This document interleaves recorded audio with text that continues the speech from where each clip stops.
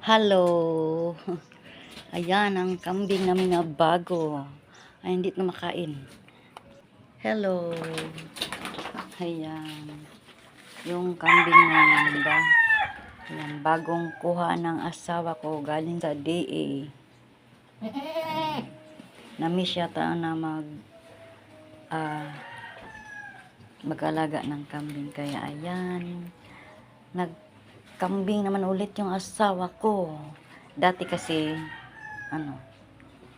marami kaming kambing, pero sa dahil nagkaroon ako ng waiter, ayan, bininta namin lahat. Ayan. Ngayon natanggal na yung waiter ko, bago lang, karaan ng ilang buwan. Ayan, nagkambing siya ulit. Ayan, yung mga kambing. Yan, kumusta kayong lahat dyan? Sige, i-view na mukha mo. May patilap-tilap ka pa dyan. Ayan. Babae, kasi kapag pag nanganak daw to, isa uli yung isa sa kanila, yung amin na yung ina. Ayan. Yung isang anak lang ang kailangan nilang mabalik. Ayan. Yun sa gobyerno.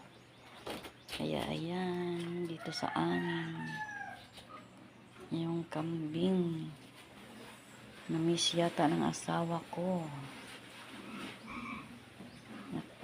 Namiss kaya niya na manguha ng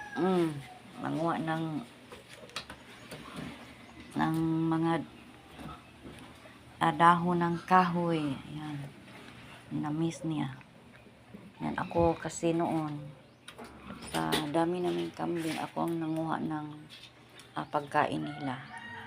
Pero yung asawa ko ay nagmamasahero ng tricycle, kaya ako yung noon. Ngayon, sabi ko sa kanya, hindi pa ako makaano niyan, ikaw muna ang mag-ano niyan ha, kasi gusto mo yan na magkaroon ng kambing. Kaya ayan, gustong gusto niya. Hindi niya makain, uy. Kaya ayan, siya muna mag-alaga nito, guys. Siya muna nangunguha ng pagkain. Uy, mahulog ka diha. Di lagi ni makaon. Hindi makaon. Ayan, babae. Sige, manganak ka na para dito ka na sa amin.